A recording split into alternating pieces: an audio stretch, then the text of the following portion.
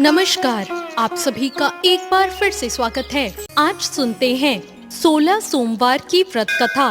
एक समय की बात है, मृत्यु लोक में भ्रमण करने की इच्छा करके एक समय भगवान भोलेनाथ और माता पार्वती मृत्यु लोक में पधारे। भ्रमण करते करते दोनों विदर्भ देश की अमरावती नाम की अति रमणीक नगरी में पहुँचे। अमरावती नगरी स्वर्ग के सदृश सभी प्रकार के सुखों से परिपूर्ण थी। उसमें वहां के महाराजा द्वारा बनवाया हुआ अति रमणीक शिव जी का मंदिर भी था। भगवान शंकर और माता पार्वती साथ में इस मंदिर में निवास करने लगे।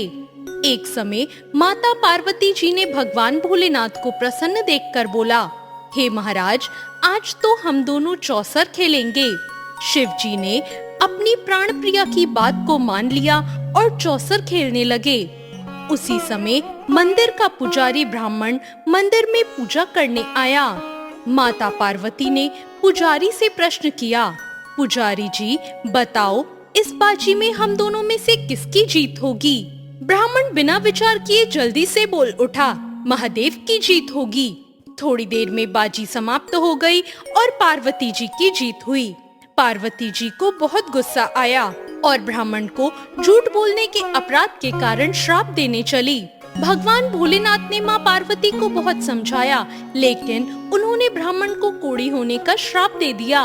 कुछ समय बाद पार्वती जी के श्रापवश पुजारी के शरीर में कोढ़ पैदा हो गया। अब वो बहुत अधिक दुखी रहने लगा।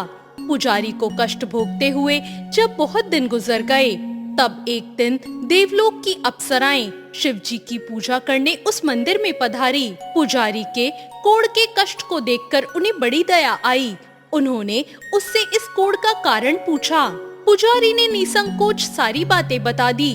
वे अप्सराएं बोली, हे पुजारी, तुम अधिक दुखी मत होना। सावन सोमवार का व्रत भक्ति भाव से करो। पुजारी ने अप्सराओं से व्रत की विधि पूछी। अप्सराओं ने बताया, सोमवार को भक्ति भाव से व्रत करो, साफ वस्त्र पहनो, संध्या व उपासना के बाद आधा सेर गेहूं का आटा लो, उसके 3 भाग करो और घी, गुड़, दीप नैवेद्य, बेल पत्र, जनेऊ जोड़ा, चंदन, अक्षत, पुष्प आदि से प्रदोष काल में भगवान शिव जी की पूजा करो। उसके बाद 3 भागों में से 1 भाग शिव जी को अर्पण करो, बाकी 2 को शिव जी का प्रसाद समझकर उपस्थित लोगों में बांट दो और खुद भी प्रसाद समझकर खाओ। इस तरह 16 सोमवार व्रत रखो। 17वें सोमवार को 5 सेर पवित्र गेहूं के आटे की बाटी बनाओ, उसमें घी और गुड़ मिलाकर चूरमा बनाओ। भगवान भोलेनाथ को भोग लगाकर उपस्थित भक्तों में बांट दो। इसके बाद कुटुंब सहित प्रसाद लो तो भगवान शिव की कृपा से सभी मनोकामनाएं पूरी हो जाती है। ऐसा कहकर वो अप्सराएं स्वर्ग में चली गई। ब्राह्मण ने यथाविधि षोडश सोमवार का व्रत किया और भगवान शिव की कृपा से रोग मुक्ति पाकर आनंद से रहने लगा। कुछ दिनों बाद भगवान शिव जी और माँ पार्वती जी उस मंदिर में पुनः पधारे। ब्राह्मण को निरोग देखकर पार्वती जी ने ब्राह्मण से रोग मुक्त होने का उपाय पूछा। ब्राह्मण ने 16 सोमवार व्रत की कथा सुनाई। पार्वती जी बहुत प्रसन्न हुई। ब्राह्मण से व्रत विधि पूछकर स्वयं भी व्रत करने के लिए तैयार हो गई। व्रत करने के बाद उनकी मनोकामना पूरी हुई और उनके रूठे बेटे स्वामी कार्तिकेय स्वयं माता के आज्ञाकारी हुए। कार्तिकेय जी को अपना यह विचार परिवर्तन का रहस्य जानने की इच्छा हुई। वो माता से बोले, माता, आपने ऐसा कौन सा उपाय किया जिससे मेरा मन आपकी ओर आकर्षित हो गया? पार्वती जी ने वही षोडश सोमवार की कथा उनको भी सुना दी। कार्तिकेय जी ने कहा, इस व्रत को मैं भी करूंगा, क्योंकि मेरा प्रिय मित्र ब्राह्मण बहुत दुखी दिल से परदेश गया है। मेरी उससे मिलने की इच्छा है। कार्तिकेय जी ने इस व्रत को किया और उनका प्यारा मित्र उन्हें मिल गया। मित्र ने इस आकस्मिक मिलन का भेद पूछा तो कार्तिकेय जी बोले, हे मित्र, हमने तुम्हारे मिलने की इच्छा से 16 सोमवार का व्रत किया था। अब तो ब्राह्मण मित्र को अपने विवाह की चिंता होने लगी। उसने कार्तिकेय जी से व्रत की विधि पूछी और यथाविधि व्रत किया। व्रत के प्रभाव से वह किसी कार्य से विदेश गया तो वहाँ के राजा की लड़की का स्वयंवर था। राजा ने प्रण किया कि जिस राजकुमार से सब प्रकार से हथनी माला डालेगी, मैं उसी के साथ अपनी प्यारी बेटी का विवाह करूंगा। शिव जी की कृपा से वह ब्राह्मण भी उस स्वयंवर को देखने की इच्छा से राज्यसभा में एक ओर जाकर बैठ गया। नियत के समय हथनी आई और उसने जयमाला को उस ब्राह्मण के गले में डाल दिया। राजा ने अपनी प्रतिज्ञा के अनुसार बड़ी धूमधाम से अपनी कन्या का विवाह उस ब्राह्मण के साथ कर दिया और ब्राह्मण को बहुत सा धन देकर और पूरे सम्मान के साथ संतुष्ट किया। ब्राह्मण सुंदर राजकन्या पाकर सुख से जीवन व्यतीत करने लगा। एक दिन राजकन्या ने अपने पति से प्रश्न किया, हे प्राणनाथ, आपने ऐसा कौन सा भारी पुण्य किया था जिसके प्रभाव से हथिनी ने सब राजकुमारों को छोड़कर आपको वरण किया? ब्राह्मण बोला, हे प्राण प्रिय, मैंने अपने मित्र कार्तिकेय जी के कथा अनुसार 16 सोमवार का व्रत किया था, जिसके प्रभाव से मुझे तुम जैसी रूपवती पत्नी प्राप्त हुई है। इस व्रत की महिमा सुनकर राजकन्या को बड़ी हैरानी हुई। वह भी पुत्र की कामना करके इस व्रत को करने लगी। शिव जी की दया से उसके गर्भ में एक अति सुंदर, सुशील, धर्मात्मा और विद्वान पुत्र उत्पन्न हुआ। माता और पिता उस देव पुत्र को पाकर अधिक प्रसन्न हुए और उसका लालन पालन अच्छे प्रकार से करने लगे। जब पुत्र समझदार हुआ तो एक दिन अपनी माँ से प्रश्न किया, हे माँ, तुमने कौन सा व्रत और तप किया था जो मेरे जैसा पुत्र तुम्हारे गर्भ से उत्पन्न हुआ? उसकी माता ने 16 सोमवार के व्रत की कथा बताई। पुत्र ने सब तरह के मनोरथ पूरे करने वाले इस सरल व्रत को सुना तो वो भी राज्य अधिकार पाने की इच्छा से हर सोमवार को यथाविधि यह व्रत करने लगा। व्रत शुरू करने के बाद एक देश के वृद्ध राजा के दूतों ने उससे आकर उसको राजकन्या के वरण के लिए कहा। राजा ने अपनी बेटी का विवाह ऐसे सर्वगुण संपन्न ब्राह्मण युवक के साथ करके बहुत सुख प्राप्त किया। वृद्ध राजा के दिवंगत हो जाने के बाद इसी ब्राह्मण को सिंहासन पर बैठाया गया, क्योंकि दिवंगत राजा का कोई पुत्र नहीं था। राज्य का उत्तराधिकारी होकर भी यह ब्राह्मण 16 सोमवार करता रहा। जब 17वां सोमवार आया तो ब्राह्मण ने अपनी प्रियतमा से पूजन सामग्री लेकर शिव पूजा के लिए शिवालय में चलने को कहा, परंतु उसकी पत्नी ने उसकी आज्ञा की परवाह ना की और दास दासियों द्वारा सब सामग्रियां शिवालय में भिजवा दी, परंतु वो स्वयं नहीं गई। जब राजा ने शिव जी का पूजन समाप्त किया तब आकाशवाणी हुई, हे राजा, अपनी इस रानी को राजमहल से निकाल दे, नहीं तो तेरा सर्वनाश कर देगी।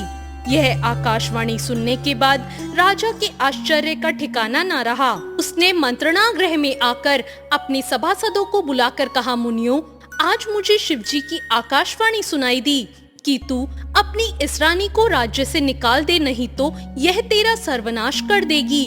राज्य के मंत्री और सभासद आदि सब विस्मय और दुख में डूब गए, क्योंकि जिस कन्या के कारण उसे राज्य मिला था, राजा उसी को निकालने की बात कह रहा था।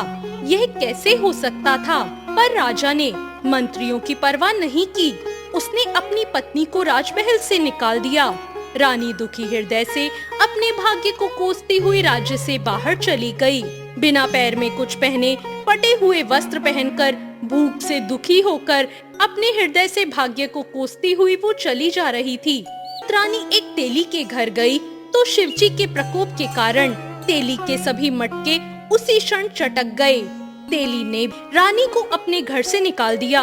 बहुत दुखी मन से वो रानी एक नदी के किनारे गई तो नदी का सारा जल सूख गया, जिसके पश्चात रानी एक जंगल में गई। वहाँ सरोवर में पानी पीने गई तो उसके हाथ का स्पर्श होते ही सरोवर का नील कमल के समान जल असंख्य कीड़ोमय होकर गंदा हो गया। रानी ने भाग्य पर दोष रोपण करते हुए उस जल को पीकर पेड़ की शीतल छाया में विश्राम करना चाहा, परंतु वह जिस पेड़ के नीचे विश्राम करती, उस पेड़ के पत्ते तुरंत टूटकर गिर जाते। वन सरोवर जलाशय की ऐसी दशा देखकर गौ चराने वाले ग्वालों ने अपने गोसाई जी से, जो उस जंगल में स्थित मंदिर के पुजारी थे, उनको ये बात बताई। गोसाई जी के आदेश अनुसार ग्वाले रानी को पकड़कर गोसाई जी के पास लाए। रानी की मुख कांति और शरीर की शोभा देख गोसाई जी जान गए, यह अवश्य ही कोई विधि की गति मारी हुई कुलीन स्त्री है। पुजारी ने रानी से कहा, पुत्री, मैं तुमको अपनी पुत्री के समान रखूंगा।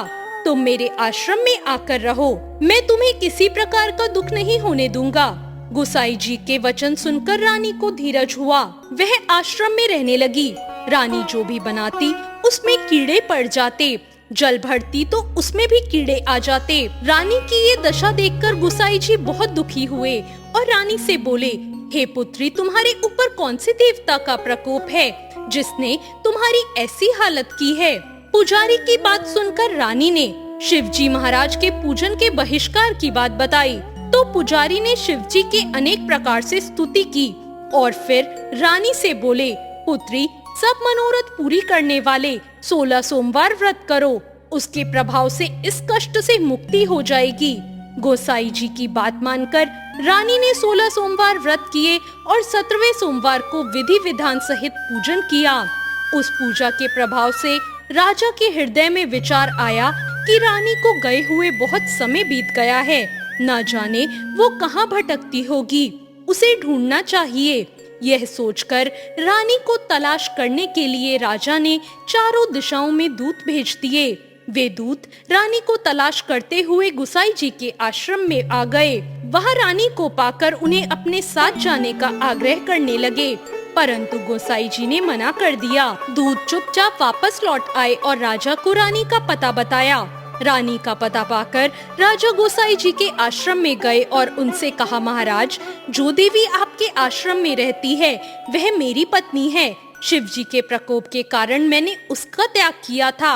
अब मैं भोलेनाथ की कृपा से उसे लेने आया हूँ।